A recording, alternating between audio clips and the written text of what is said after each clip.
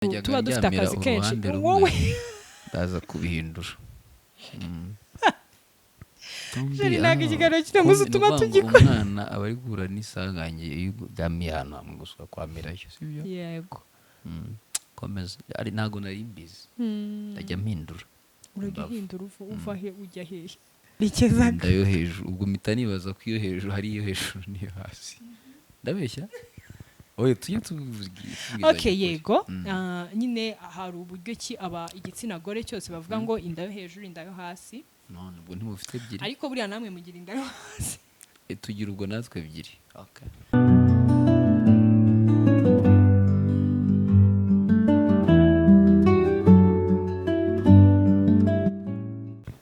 twongeye kubasuhuza turagarutse nanone ni Elisa na Fofo Ministry. Yes. Meze gute? Meze bon, meze neza cyane. Nanjye meze neza. Wow. Ese urabizi ko tutigeze sorry rwose ntago tugeze twifuriza abantu bacu inshuti zacu mwaka mushya muhire wa 2026. Kubera ko rero tukiri mu kwa mbere turabyemerewe rwose kubivuga. Famille Elisa na Fofo ariko twarabikoze tubifurije umwaka mushya muhire ntabyo twakoze officially uzi impamvu nari narabuze umaze iminsi ubasuza wenyine umaze iminsi baramutsa wenyine nari narabuze nabo kuri kamera kwifuriza umwaka mushya kuri kamera nyine abadukurikira kuri channel yacu sure ya abantu bose badukurikira nabo twahuye ubu ngubu rwose officially mugaragaro izuba riva umwaka mushya nta tubabwiye umwaka mushya muhire ubwo ni Fofo yego nta kibazo ni famille Fofo Elisa ariko meze neza nawe umeze neza shameze neza nanjye nebaza vibe ariko ya subizi icyo utazi oya tubwiye vibe za none izubu none live no kuganira urumva ni umuryango nk'ibisanzwe iwacu hano tuhaganira ibintu byinshi bitandukanye ijambo ry'Imana turafashanya mu muryango mu buryo bw'ibiganiro tureba uko twarera abana bacu ndetse nuko twakomeza ukuza ingo zacu n'abatararwubaka namwe rwose tujya tubagarukaho mu buryo mwazubaka urugo rwiza tuvuga ibintu bitandukanye dukora ibintu bitandukanye ariko ikiba kigenderewe nyine ni byose biba bibaza cyangwa se biba bishingiye ku umuryango mwiza urimo ibyo bintu byose kuko abantu tubona bagenda abantu tubona bakora abantu tubona babayeho bose babarizwa mu muryango cyane cyane so urumva rero nuko bimeze nubwo buryo tugarutse rero muri 2026 nta cyahindutse kinini ariko rwose imigabo n'imigambi dufite byo kubagezaho ibintu byiza n'izindi nshuti zacu bakazaza kubaganiriza dufite ibintu byinshi twumva turi kubategurira Imana nibidufashamo mu kazi kandi yaduhaye bikadukundira bikatwemerera tuzabikora byose nuko tuje uyu munsi turaganira ku bintu bitandukanye ariko birumvikana nyine by'umwihariko iyi video specifically ikintu tugiye kuvugaho Fofo yego ni iki uyu munsi rero tugiye kuganira n'abamama cyangwa se hano utangiye kuvangura sicyo nivangura tugiye kuganira n'abakunzi bacu ubwivuze abamama ubukuyemo abagabo n'abasore n'abakobwa rwose n'ukuri nta muntu ndi gukuramo ariko ibintu tugiye kuvuga kuko umugabo ashobora kumva ibintu agatumika rega abantu babintumwa tugiye kuganira n'abantu en general byiza buriya tugiye kuganira n'abantu bose ndagukosora za kungurira ariko impamvu wenda narinzanyemo ako ngako nuko by'umwihariko tugiye kuvuga ku mugore watwise agasama tugiye kuvuga ku mugore utwite imyitwarire abantu benshi bajya bakunda kugarukaho bamwe bakabivuga ukwabo ahandi bakagata se ndafata ibihe ndeka ibihe abandi bakabyibazaho ntibabone igisubizo abagore bajya kwa muganga abadokiteri rwose abaganga beza dufite bakababwira uyu munsi rero reka tubiganire kuri iyi channel yacu kuko ndabizi neza ko bizadufasha abamama babyibazaga, abagore rwose, nawe utwite uyu Abagabo munsi twabyibazaga ko n'abagabo babyibazaga mwe muzi bakavuga ko ati se mutwita mwenyine you know, turatwita. ugasanga hari umugore uvuga ati njyewe ngo baravuga ngo iyo umuntu Nitwise mba atwise ngo ajya ntwite aryamiye iyo nwise nawe uba utwite. Yego, ako kantu Reka nyabanza mbaga. ukavuge neza kugira ngo sheri kumvikane. wanjye nwite umubebe Eh. wacu yajyaga avuga Turatwita ngo yo nyine. ngo ko numvise umugeri ngo nkubise mu nda, nkamureba gutya nti ugera ugukubise mu nda gute. Tuma bankubita nyabo. Ngaho Oya, ngaho ariko iyo komeza aho dutwite, ngaho. abagabo namwe ubundi mwakabaye mubyumva ko namwe mutwite, sibyo? Eh, Ko buriya ni ikintu twese Oya, tuba dusangiye kandi dusangiye, tunashimira abantu babyumva kimwe. aya biranavuna. Nari ngiye kuvuga aka kantu rero, hari umugore ushobora kumva ibyo bintu akumva ni ubwa mbere abyumvise, akavuga ati se ngiye ko namutwise nkabikarangira ibyo bintu ntabikoze. Ukumva abantu baravuga ngo kuryamira ngo uruhande rw'ibumoso utwite ngo nibyo byiza, abandi bakamubwira ati se ngewe ko ndyamira urw'iburyo nta kibazo nigeze ngira, abandi ati reka nigaramire ndyame ngaramye, ati reka ntabwo bibaho ibyo bintu, urica umwana. Ariko ntibamenye mu by'ukuri impamvu yabyo ahantu bituruka. Ariko ubundi ugasanga mwarabaza undi ibyo se ninde wabizanye, ibyo se byaturutse kuki? Umugore utwite rero uyu munsi ngiye kubabwira impamvu y'ibyo bintu byose, impamvu yo kumva ngo umugore utwite abagomba kuryamira uruhande rw'ibumoso. Ese igihe akwiye kuryamamo n'iryari, abantu bibaza icyo gihe. Ese agitwita akwiye guhita ahindukira akaryamira iruhande rw'ubumoso, uruhande rw'ubumoso. Ese amaze kugera mu byumweru 5 nibwo aryamira uruhande rw'ubumoso. Ese yemerewe kuryama agaramye? Umugore utwite yemerewe kuryama agaramye? Uyu munsi rero nibyo tugiye kugarukaho, tuvuga impamvu yabyo, tuvuga n'ikibi cyangwa se n'ibintu bibi bishobora guteza mu gihe ubikoze ingaruka. Yego. Hanyuma umugore utwite ubundi ukimenya ko yasamye, muri cya gihe nyine igira imaze kwiforma, intanga y'umugabo yahuye n'iy'umugore, hamaze kubaho igi, habanza kubaho igi rigakura rikazavamo wa mwana tubyara, abana mubona. Rero iyo umugore akimara gutwita, hari ibihembwe bitatu umugore agira wasamye. Hari igihembwe cya mbere, hari igihembwe cya kabiri, hari igihembwe cya gatatu. Igihembwe cya mbere rero kiragenda kikagera wenda nko ku byumweru hafi 20, nibwo umugore aba akiri mu gihembwe cya mbere, 20 kuzamura kugera kuri bya bindi mu gihembwe cya kabiri n'icya gatatu. Nabyo hari ibyumweru bibigena, ibyo byo sinshaka kubitindaho kuko ntago ari byo nshaka ko tuvugaho cyane, ariko turaza kubikomozaho, niyo mpamvu mbivuzeho. Iyo umugore atwite rero akimara gutwita babyita ko yinjiye mu gihembwe cye cya mbere. Umwana ari kwiforma, umwana hari ibice runaka atangira kwiformaho kuzana mw'iyo minsi nyine. Ntabwo ahangaha haba hari formule yo kuvuga ngo ndaryama muri ubu buryo, ngo ndaryama ngaramye, ndaryama ndeba ku ruhande mu ruhande rw'ubumoso. Oya, ahangaha rwose si ngombwa. Abenshi hari n'igihe batahita babimenya iyo ugisama, ukabimenya wenda ugeze ku byumweru 9, ukabimenya ugeze ku byumweru 8, ugisama nyine ntuhita ubimenya. Rero icyo gihe iyo utanabizi nta nubwo umenya ngo nemerewe kuryama nubitsinda cyangwa iki, uryama nyine uko usanzwe uryama. Hanyuma igihe rero bitangira kuba ikibazo ni gari. Umugore wese wageze mu gihembwe cya kabiri cyo gusama kwiwe, niho abaganga batangira kukubwira noneho amategeko n'amabwiriza. Bakavuga ati umugore utwite ntiyemerewe kuryama agaramye like this nyine, cyangwa se umugore utwite ntago yemerewe kuryama yubitse inda, nubwo hari ababikora.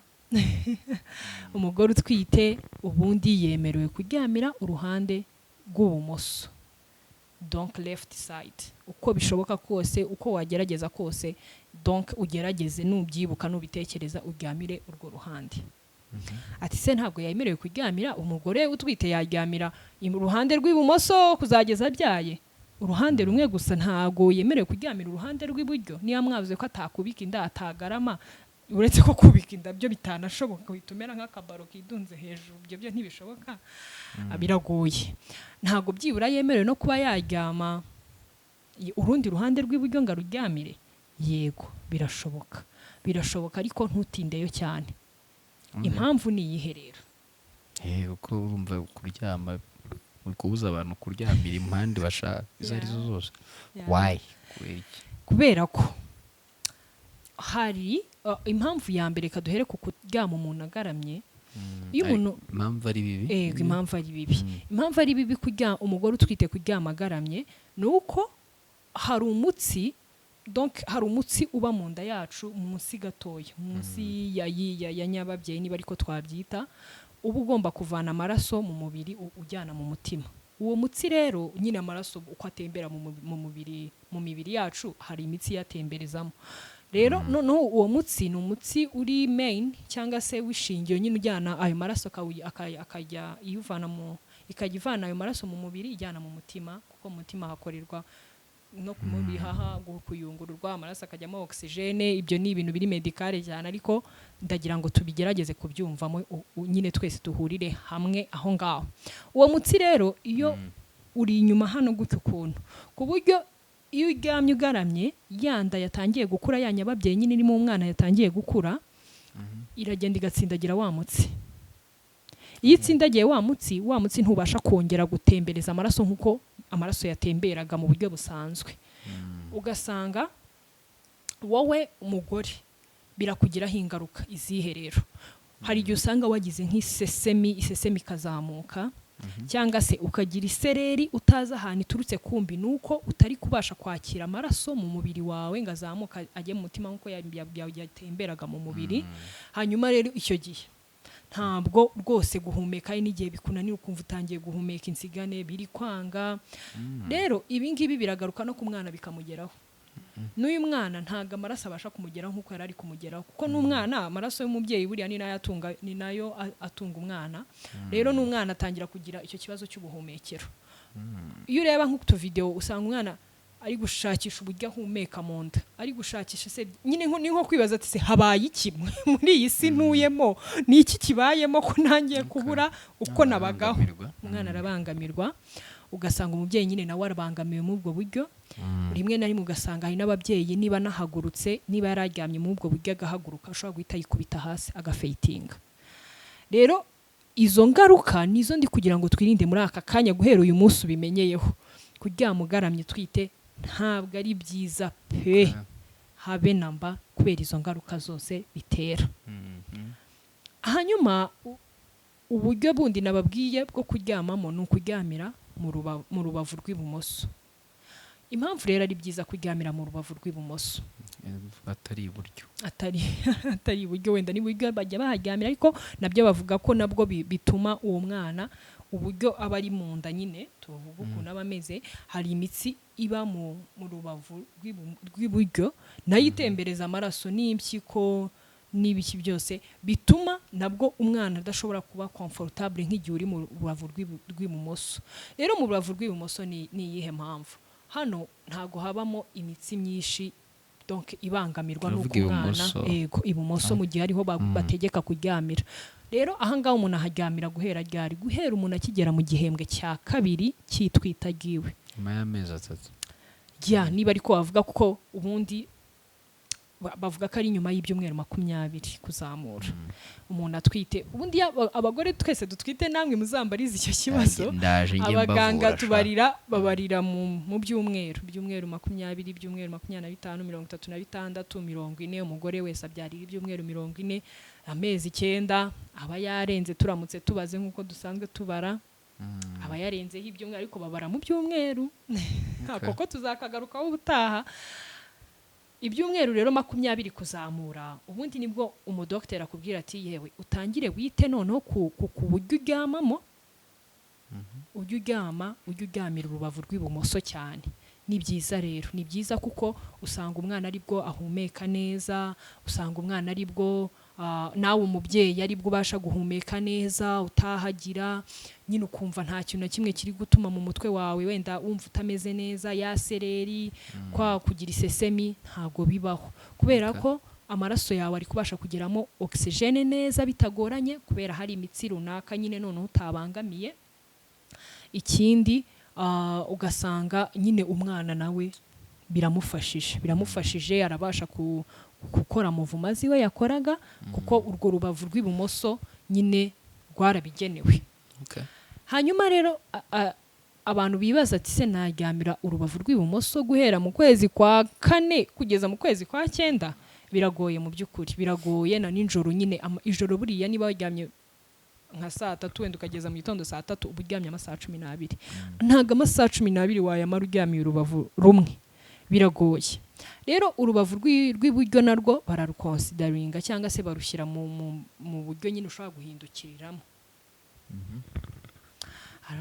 Iyo umuntu amaze gukurirwa cyangwa se atangiye gukurirwa, biragoye ko uhita wihindukiza gutyo kwa kundi uryamye. Biragusaba, ni nako abaganga babisaba, ubyuke wicare, nurangiza ubone kongera guhindukira. Ni byiza kuko bifasha umwana kutikanga se cyangwa ngagire ngo ari ikibazo kibaye. Reba nawe kwihindukiza ugahita wikubita gutyo, ariko iyo ubyutse ukicara kandi ukabyukira muri rwa rubavu rw'ibumoso, ubwo turi kwigana, ndakeka turi kwigana, ukabyukira muri rwa rubavu rw'ibumoso ukicara, warangiza ugahindukira ukajya kuryamira noneho muri rwa rubavu rw'iburyo.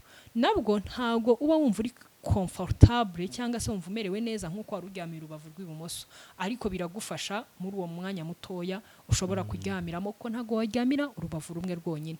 Niba ari isaha imwe, niba ari amasaha 2 cyangwa se iminota 30, ukongera ugahindukira ukaryamira urubavu rw'ibumoso. Ni ukuvuga ngo abagabo mubyumva, abagabo mubyumva ukuntu tuba dufite akazi kenshi. Wowe ndaza kubihindura. Jeri ntago ikiganiro kitamuze tuma tugikora. Umwana aba ari guhura n'isanganye y'ugamiye ahantu hamwe gusa kwamirayo, sibyo? Yego. Komeza. Ari ntago nari mbizi. Ndajya mpindura. Uragihindura uva he ujya hehe?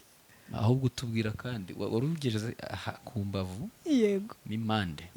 Ikindi ni iki? Nari kuvuga ngo mumva uburyo abagore tuba dufite akazi kenshi. Ibaza ijoro rifite amasaha wenda 12 muri buryamye kare. Wibaza hari umuntu uri buryama amasaha 3 yonyine. Muri aya 3 agomba kubyuka inshuro nk'eshatu agiye kwihindukiza.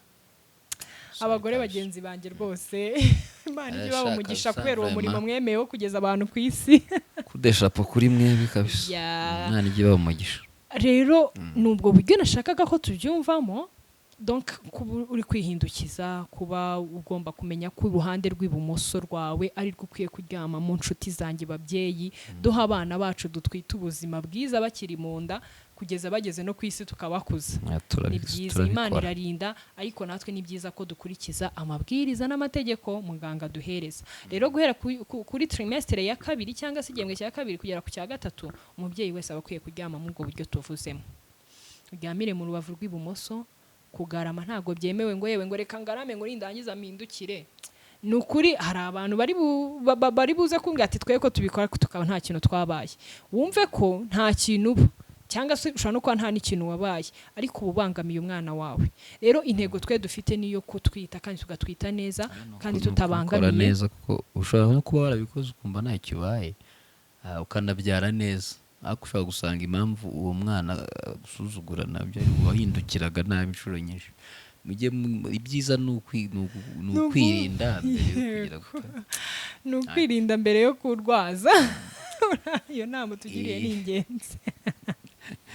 Okay, so rero niyo ntego nifuzaga ko tuvuganaho, twiha intego. Niba hari abantu rwose basamye bakaba bakurikiranye iki kiganiro, ukaba rwose warugeze muri icyo gihe wenda wumva utazi impamvu muganga bigusaba, wenda ukaba utaramusabye ubusobanuro bwinshi, niyo mpamvu nuko hari umutsi uba muri ba ventre yacu iyo hasi rwose bifasa nk'ibifatanye no mu mugongo. Iyo mwitinda yo hasi. Yego. Kuko mwebwe mugira inda ebyiri, iyo hejuru niyo hasi. Twe tukagira abagabo imwe gusa. Nanjye ndabigishije science. Ko inda yanyu ya 2 niyo uri kuvuga iba mu mutsi ukurura amaraso ya savinga ahantu hose. Ndabeshya? Okay. Komeza urashoje kugira ngo iyo man ano ikiganiro tuganira hano no muryango. Ibyo ngibyo nukuri uva 2026 ndabona ifite udushya twishi. Twaganiraga hano nta mugore ugira inda ebyiri, nta bagabo bagira inda imwe, twese tugira inda imwe. Kwa muganga bangu inda yo hasi bikancanga, iyo muri muravuga ngo ndi kubabara ngo inda yo hasi. Iyo hamerekezaga inda yo hejuru, ubwo mitanibaza ko iyo hejuru hari iyo hejuru niyo hasi. Ndabeshya? oye tujye tubivuga okay yego nyine hari uburyo ki aba igitsina gore cyose bavuga ngo inda yo hejuru inda yo hasi none ubwo ntimufite ebyiri ariko buriya namwe mugira inda yo hasi tugira ubwo natwe ebyiri okay ikiganiro cyacu njye numvaga icyo twashaka kuganira ari icyo ngicyo ariko ntago nukuri biri nuko tunazanyemo nyine ako kablage gatoya ni nk'impamvu y'ibivugwa ariko sheri ntago narangiza ntahaye abantu bacu inama reka mbabwire rero nubwo narindi gusoza nyine icyo ngicyo cyo gutwita ariko twari nyine impamvu nshaka kugashyiraho n'aka ngaka nuko usanga abantu benshi badakurikirana iyo batwite wenda bamwe na bamwe ariko abantu b'Abanyarwanda tumaze gusobanukirwa ariko abantu bankurikiye bumva wenda kuba natwise nabimenye mfite agateste pregnancy test yanjye mu rugo nkojeje muri kwa kundi dupima ko dutwite murabizi mwese hanyuma ubonye ko wasamye ndumva mu nda nta kibazo mfite reka nigumire mu rugo nzaba njya kureba aho bigeze mu meza ngaho ugasanga umubyeyi agiye nko kwa muganga gupimisha umwana ngo arebe ari uko wenda agiye nko mu mezi 4 5 ngo mundebere ngo ntwite iki ntwite umuhungu ntwite umukobwa yego amezi murayazi ariko buriya ntago ari byiza ni byiza ko umubyeyi wese usamye ukamenya juste niba unafite ako gateste ukamenya ko wasamye rwose ubigire vuba uhita unyarukira kwa muganga impamvu ni iyi kwa muganga hari utunini batanga dufasha umwana gukura neza dufasha umubyeyi kumwongerera amaraso kubera ko muba mugiye gusangira amaraso n'umwana wawe ni byiza ko n'ibyo binini rero ubifata kugira ngo nihabaho kukubaga nihabaho kugira amaraso utakaza nubwo wababyaye neza abantu babyara nako sorry iyo mvugo sinjya nshaka kuyikoresha abantu babyara babaze hari n'abandi babyara batababazi rero mwese mushobora kugira ikibazo cy'amaraso bitewe rero ugasanga iyo umubyeyi byibura aza gukurikirana hakiri kare wenda bari kumenya ikibazo umwana afite reka mbahe iyi nkuru mwari muzi ko mu gihugu cyacu tumaze kugera ku rwego umwana bashobora kumusuzuma ari mu nda bakabona ko uyu mwana afite amaraso makeya ari mu nda bakavuga ati umwana wawe afite amaraso makeya hanyuma uwo mwana ufite umugabo wanjye no musari kuzana ibintu byo gusetsa kandi kumva ndi mu mwuka mana yanjye mu Rwanda si twebwe nyine turabikora ibyo bintu kurimo niwo rwose hanyuma urumva urwego tugeze rurashimishije rwo kuba bakubwira ati umubyeyi uratwite wow good felicitation congratulations uratwite hanyuma bamara kureba ko abatirano reka turebe ubuzima bw'umwana wawe utwite bakagusuzumira ibintu byose bakareba ibiro byiwe mu nda bakareba ko bihagije bakareba amaraso afite bakareba ko ibaze ko tugeze ku rwego mu Rwanda ubuvuzi bwacu bushobora kumenya ko umwana afite amaraso make mu nda bamara kumenya ko umwana afite amaraso make mu nda bakayamwongerera ari mu nda ibaza urwo rwego murumva bidashimishije aho kugira ngo umwana wawe azapfe yabuze ibimutunga mu nda cyangwa se yagize ikindi kibazo mu nda akagupfiramo tugeze ku rwego bavuga ati nyamara turabona umwana wawe ashobora kuzavukana ikibazo cy'amaraso make cyangwa se ashobora kuzagira iki kibazo tugiye kumufasha muri ubu buryo mu buhanga Imana yatanze bafata umwana wawe uri mu nda bakamwongereramo amaraso kandi agakomeza akaba mu nda akazamubyara ameze neza ntago amaraso tuba tutazaturutse iyo n'indi sije y'undi munsi iyo n'indi sije y'undi munsi ariko mwumve ko ari byiza kuba umuntu amaze kumenya ko yasamye akajya kwa muganga bakamukurikirana ikibazo icyo ari cyo cyose murumva ko ni byiza ko tubyara abana bafite ubuzima bwiza natwe dufite ubuzima bwiza tukabasha kubitaho bitatugoye rero muhugukire kujya kwa muganga ukimenya ko wasamye ugende bakurebera ubuzima bw'umwana wasamye hato ni haba hari n'ikibazo bakimenya kare bagufasha hakiri kare ni ugukomeza kwikurikirana gukurikirana ubuzima bwawe yego n'abawe yego akoze cyane rero thank you turi kumwe kandi dukomeze dusharinge kwa kundi durayikinga subscription byose biradushyigikira bigatuma natwe tubasha kubagezaho biganiro byiza kandi byinshi yego mwakoze cyane kubana natwe bye bye